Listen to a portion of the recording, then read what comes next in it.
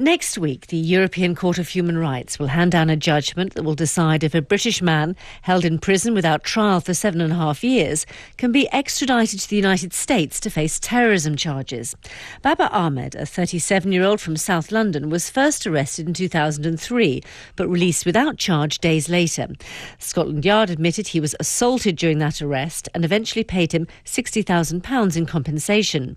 In the summer of 2004, he was re-arrested on a US extradition warrant, and he's been in jail here in the UK ever since. Our Home Affairs correspondent Dominic Casciani went to interview Babar Ahmad in Long Lartin prison in Worcestershire after challenging the Ministry of Justice's refusal to grant access to him in the High Court.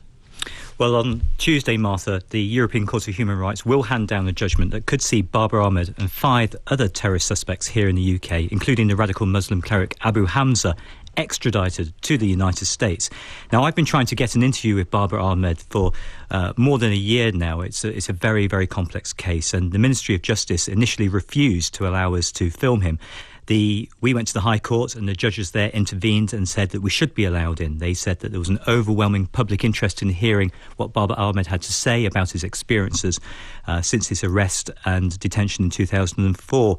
In the interview, he says he's been the victim of an injustice, and very unusually for a man in his position, he appeals to be prosecuted in the UK.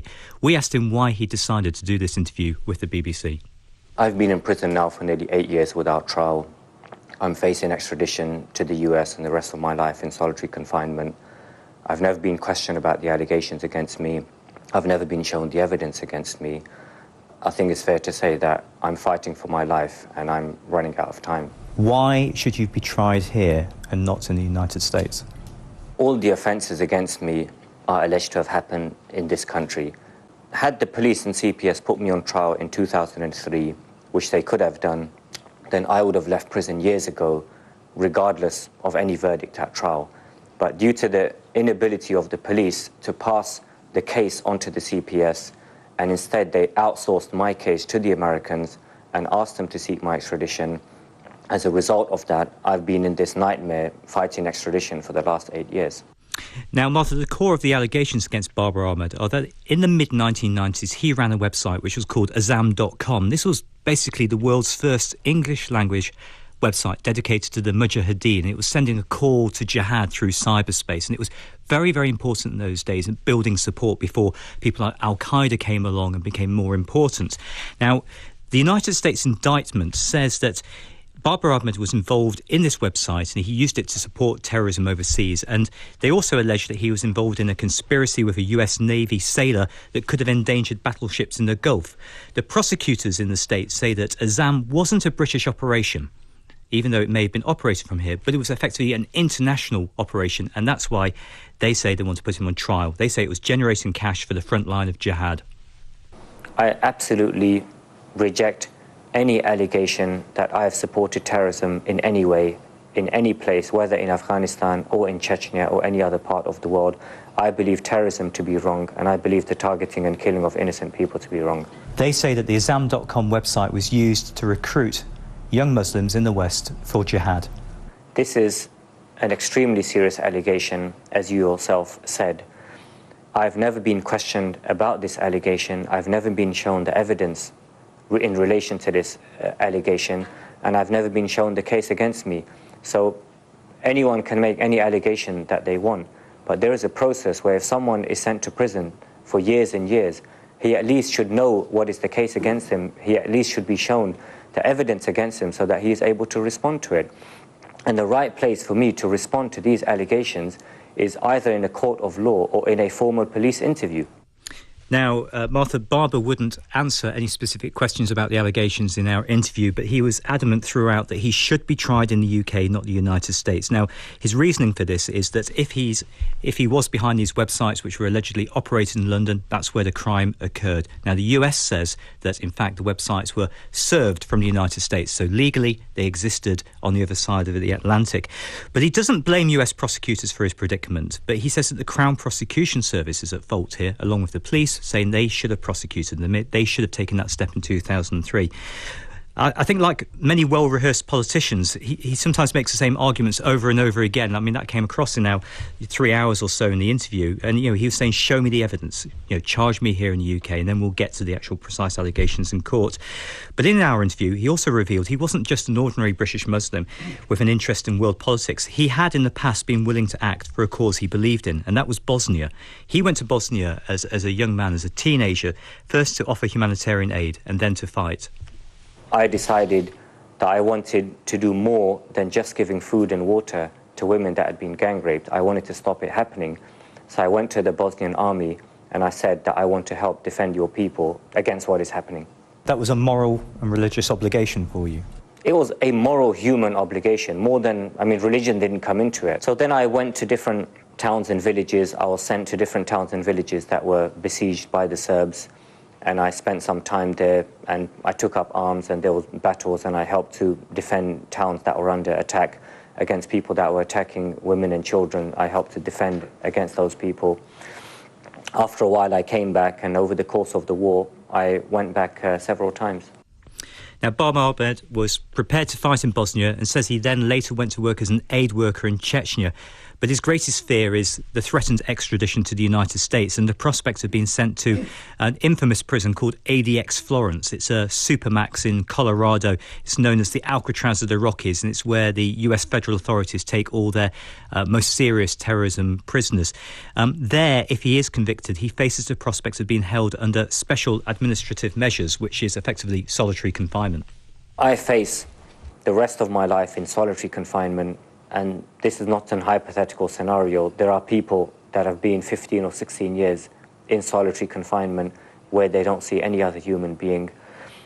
I don't know what effect it's going to have on my family. My parents find it difficult coming to visit me on a 12-hour round trip, and I'm here in the UK. There's no chance they're going to be able to go and visit me when I'm in the United States. And going to a foreign land where you don't know anyone, where you have nothing to do with, and being far away from your family and loved ones, it's a nightmare that no one would wish on their worst enemy. Have you mentally prepared yourself for it? I don't think there's any way of mentally preparing yourself to spend the rest of your life in solitary confinement. There's no way you can. I try not to think about that because the future is just too it's just too horrific to think about. I just don't go there. Now, at the heart of his complaint is this idea that his case wasn't properly reviewed. His lawyers have asked the Director of Public Prosecutions to look again. The Crown Prosecution Service said to the BBC that the evidence found in the UK and submitted to lawyers for review for prosecution by the Metropolitan Police, even if it had potentially amounted to an offence, which they believed it didn't, was only a small fraction of the criminality alleged against Babar Ahmad by the US.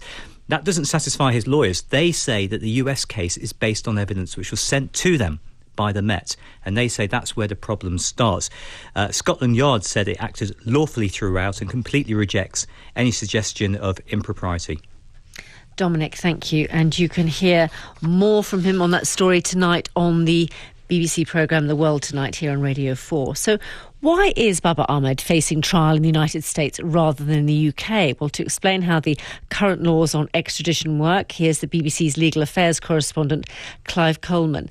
And at the heart of this, Clive, is the standard of proof required when you arrest someone here and in the States. Absolutely. People say that they are two very different tests, that if the Americans want someone from here, all they have to show is reasonable suspicion. Now, in effect, what that means is that they don't have to put evidence before a British court that a British judge can look at and evaluate.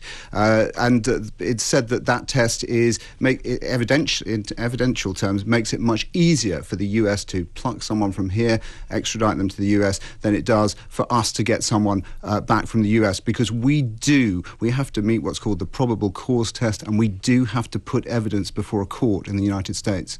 Now, having said that, there was a major review of those two tests by a senior judge, Lord Justice Scott Baker, last year, and he found that the tests, in fact, were broadly similar. That hasn't satisfied many people, though, who continue to believe that there's an imbalance.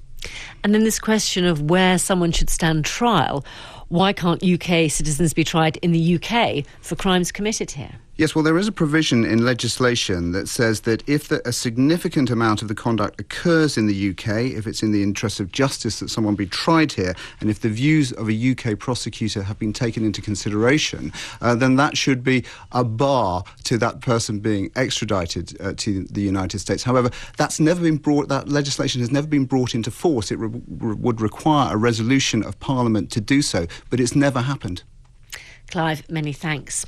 So should the extradition of Babar Ahmad take place? And what about the extradition treaty itself? I'm joined now by Sir Ming Campbell, the former leader of the Liberal Democrats, himself a lawyer, and also by David Rifkin, an American attorney and former US government official. He served under the Presidents Ronald Reagan and George W. Bush. Sir Ming Campbell, first of all, what kind of issues do you think arise from the case of Babar Ahmad? Well, I don't know all the detail of the case, and as the interview we've just heard shows, it is very complicated. But the issue which leaps out to me is the fact that 7 years is far too long for a process of this kind to be continuing. Now, it may be that efforts have been made to utilise the ability to appeal against decisions along the way, but no one, whatever they're charged with, or whatever allegations are made against them, should be in confinement for a period of 7 years with all of the uncertainty which necessarily attaches to that condition. And looking at the extradition treaty itself, David Rifkin, do you think that there is an argument that it's not balanced because the standards of proof are different between the United States and the United Kingdom? Not at all. In fact, I think your correspondent mentioned that the British judge looked at the standards slightly differently, articulated reasonable suspicion versus probable cause. They're roughly similar. I'm quite familiar with extradition matters, having dealt with them back in my government days. We really are very, very symmetrical, and I would say this. One of the things, we of course have a very unique justice system, which is quite due process laden as far as the rights of the accused are concerned, and frankly, I would say more beneficial to the accused than any other system in the world. And yet we have enormously liberal extradition regime. We extradite people all the time to countries where they would not receive anything approaching the level of due process we receive in the United States. Because again, the view here, it is not the job of, if Britain is seeking an extradition, it's not the job of our justice system to really try the person. It's a fairly, so whoever is telling you that there's a symmetry here is wrong. But if I can make a broader point, clearly this individual has been in prison for 7 years because his lawyer's been fighting the extradition. So it seems to be perverse then to turn around and hold the fact that he's been in prison for 7 years as some kind of miscarriage of justice. He could have come here 7 years ago, and if he's truly innocent, he's going to be let go. I'm surprised that not only he maintains his innocence, on the other hand, he talks about the virtual certainty that he'll end up in the supermax. It just doesn't make sense to me. Sir Ming Campbell? Well, let's go back to the question of standard of proof. As you indicated in the introduction, reasonable suspicion does not require any evidence to be put before a court, whereas probable cause, which is a provision of the Fourth Amendment to the United States Constitution, does require evidence of that kind.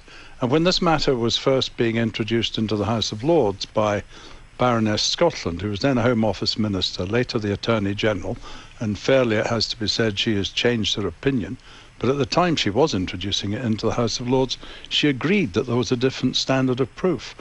It seems to me that this is a matter which is not just legal, it's political as well, because extradition is supposed to be based on the principle of reciprocity. And one thing is certain, you've got the Home Affairs Select Committee of the House of Commons taking the view which I've just expressed. You've got the Joint Committee of both Houses on Human Rights taking that view. And if you really want to look at this through, if you like, the proper prism, it is ask yourself this.